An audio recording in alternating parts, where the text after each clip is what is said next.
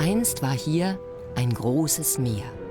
Als es verschwand, ließ es die Hügel und Felsen der Schwäbischen Alb zurück.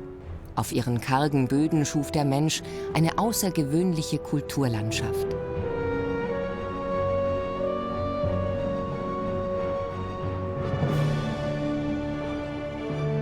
Wenn im Frühjahr die Tage länger werden und die Sonnenstrahlen den letzten Frost vertreiben, wenn die Wärme den Boden durchdringt und die ersten Enzianblüten ihren lockenden Duft verströmen, dann erwacht die Erdhummelkönigin aus ihrem Winterschlaf.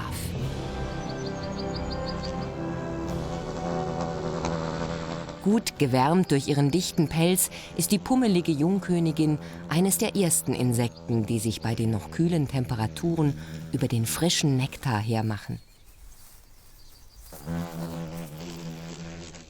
Nur die Königinnen überleben den Winter. Ihr Reich, das sind die offenen Wacholderheiden der Hochflächen, die lichten Frühlingswälder und das Blütenmeer der Streuobstwiesen, wie sie für die Schwäbische Alb so typisch sind. An diesen üppigen Nektar-Tankstellen kann die Erdhummel ausgiebig Kraft schöpfen. Auch Zugvögel wie die Stare steuern im Frühjahr die alten Obstbäume an. Die hohen, knorrigen Stämme bieten so manch guten Nistplatz. Und die Wiese reichlich saftige Leckerbissen.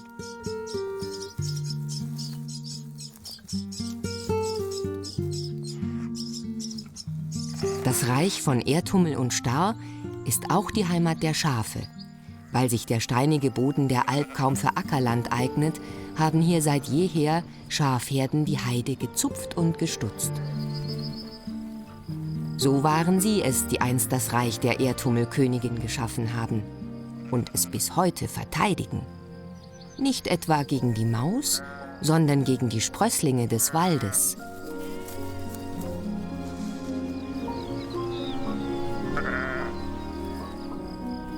Die offenen Landschaften der Schwäbischen Alb sind vom Menschen und seinen Schafherden geschaffenes Kulturland. Mit Hilfe der Schafbeweidung hält man auch heute noch den Wald davon ab, die artenreichen Wiesen zu überwuchern.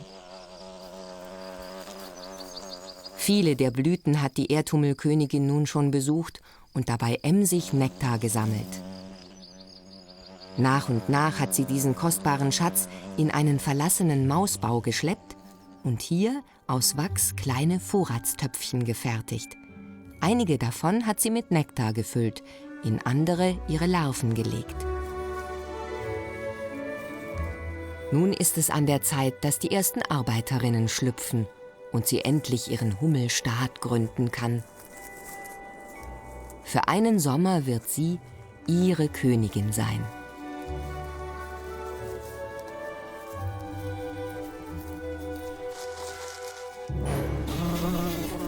Dem süßen Honigduft konnte eine Maus nicht widerstehen. Doch teilen wollen die Hummeln auf gar keinen Fall. Drohend recken sie dem Eindringling ihr Hinterteil entgegen. Ein Stich wäre schmerzhaft. Das wird der Maus dann doch zu ungemütlich.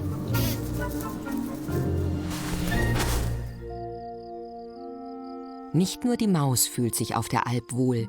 Wer genauer hinschaut, der entdeckt auch so manche Besonderheit. Nicht Schmetterling, nicht Libelle, sonnt sich hier der Schmetterlingshaft, ein Netzflügler. Die ungedüngten, mageren Wiesen sind wie geschaffen für so seltene Orchideen wie die Bocksriemenzunge, die Pyramidenorchidee oder die prächtige Bienenragwurz. Sein Flug gleicht dem eines Kolibris. Seinen Namen jedoch verdankt es dem taubenfedergrauen Hinterleib, das Taubenschwänzchen. Obwohl tagsüber im Eselsburger Tal unterwegs, ist der Schwärmer ein Verwandter der Nachtfalter. Wenn über der Alb die Nacht hereinbricht, begibt sich lautlos ein großer Jäger auf seinen Posten. Dem Uhu entgeht im offenen Gelände fast nichts. Auch Igel begeben sich im Dunkeln auf Nahrungssuche. Geschützt durch ihre Stacheln verschwenden sie keinen Blick nach oben. Und leise sind sie auch nicht gerade.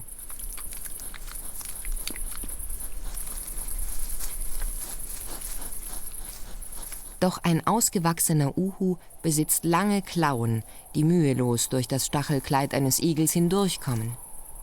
Je mehr Igel es in seinem Jagdrevier gibt, desto eher landen sie auch auf seinem Speiseplan und dem seiner Jungen.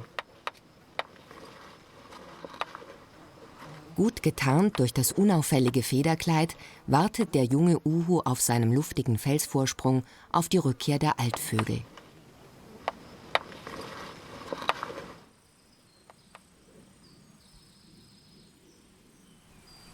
Noch jemand scheint sich auf dem kargen Alpboden sichtlich wohlzufühlen. Wer sich wie die Weinbergschnecke ein tragbares Häuschen aus Kalk baut, der braucht davon eine ganze Menge. Nur gut, dass der Albtrauf aus Kalk besteht. Er ist der Rest eines Meeresbodens, der vor über 200 Millionen Jahren weite Teile Europas bedeckte. Entlang der weithin sichtbaren Abbruchkante baute der Mensch mächtige Burgen wie Hohenneuffen, die auf einem vom Hauptmassiv durch Wind und Wetter abgetrennten Berghegel liegende Burg Hohenzollern, oder Schloss Liechtenstein. Sie alle stehen auf den zu Stein gewordenen Riffen, Skeletten und Gehäusen einstiger Meeresbewohner. An der Steilstufe fällt der Brühlbach als Uracher Wasserfall 37 Meter in die Tiefe. Das Wasser transportiert große Mengen an gelöstem Kalk. Durch die Gischt bleibt an den Pflanzen eine feine Schicht davon haften. In dieser feuchten, kühlen Luft gedeiht die seltene Hirschzunge, eine kalkliebende Farnart. Das nasse Moos und den leichten Sprühnebel genießt auch der Feuersalamander. Fallen die Tropfen auf das Moos, trennt sich der Kalk vom Wasser. Mit der Zeit wachsen so am Fuße des Wasserfalls mächtige Schichten eines neuen Kalksteins, Tuff.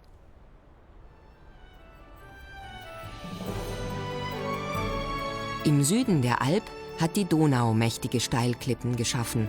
Das obere Donautal bietet perfekte Aussichtsplätze für den Wanderfalken, den schnellsten Vogel der Welt. Er ist ein ausgewiesener Vogeljäger und kann im Sturzflug über 300 Kilometer pro Stunde erreichen.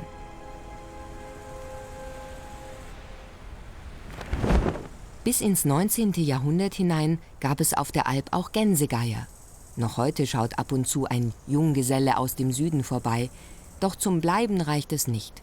Für die reinen Aasfresser gibt es in der aufgeräumten Kulturlandschaft nicht genügend Nahrung. Dabei könnten die Geier mit ihren brettartigen Schwingen gut die warme Luft nutzen, die an den sonnenbeschienenen Felsen aufsteigt, um ihre Kreise zu ziehen. Über der Fetthenne, die es gerne warm und trocken hat, tanzt eine ausgesprochene Rarität, der rote Apollo. Während er als Raupe die Fetthenne frisst, zieht es den Schmetterling später zu den violetten Blüten von Karde, Distel und Flockenblume.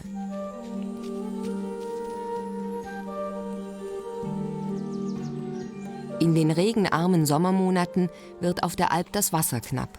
Nur im Schutz des Blätterdachs halten sich hier und da ein paar Pfützen. Der Eichelhäher kennt ihre Verstecke genau und nimmt gleich mal ein erfrischendes Bad.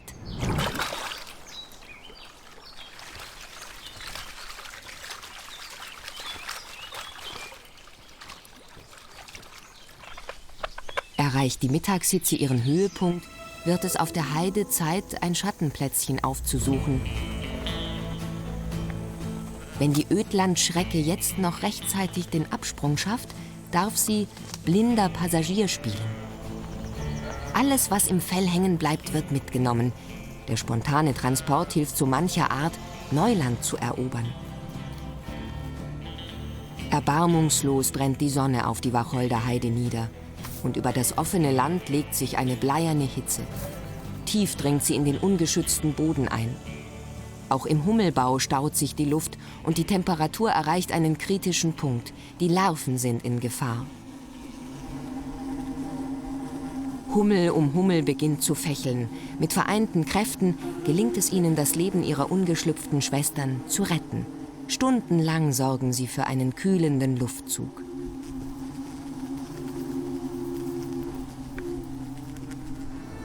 In besonders trockenen Sommern geschieht im Donautal Seltsames. Hinter Immendingen fällt plötzlich das Bachbett trocken. Eine Etage tiefer kommen wir dem Rätsel auf die Spur. Saures Regenwasser hat den Kalkstein aufgelöst. Die entstandenen Löcher verschlucken große Teile des Flusses, bei Niedrigwasser sogar alles. Wo es in den Höhlen tropft und plätschert, trennt sich wieder der Kalk vom Wasser und bildet Tropfsteine. Von oben wachsend Stalaktiten und direkt darunter Stalagmiten. Das versickerte Wasser bahnt sich seinen Weg durch weit verzweigte Höhlensysteme und kommt an ganz anderen Stellen wieder an die Erdoberfläche. Solche Karstquellen gibt es auf der Alp viele. Eine der berühmtesten ist der mächtige Blautopf.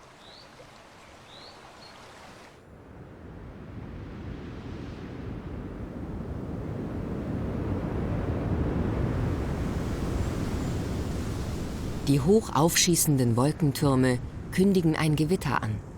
Der Wetterumschwung verspricht Tieren und Pflanzen eine rasche Abkühlung. Die Schafe bringen sich lieber schnell in Sicherheit.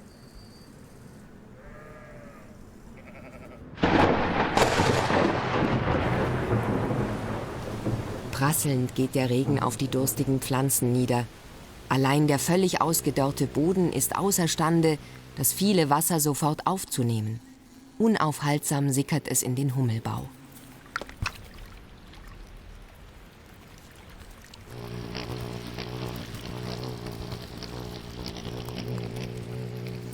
Die Erdhummeln, die gerade noch tapfer gegen die Hitze gekämpft haben, müssen ihre Larven nun vor der nächsten Katastrophe schützen.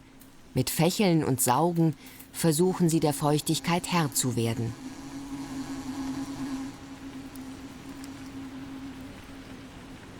Doch so schnell wie das Wasser gekommen ist, so schnell fließt es auf der Alp mit ihren vielen Höhlen auch wieder ab. Und ein starker Regenguss hat ausgereicht, die Donau zurückzubringen. Sie wird nun erst einmal wieder genügend Wasser führen, um auch oberirdisch ihren Lauf fortzusetzen.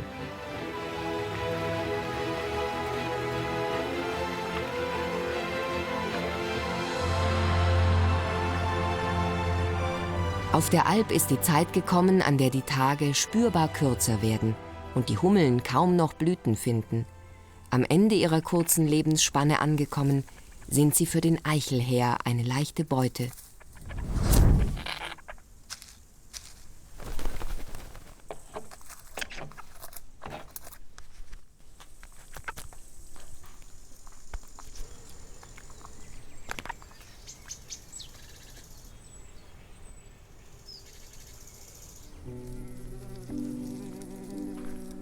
Auch für die alte Königin ist das Ende ihrer Herrschaft gekommen.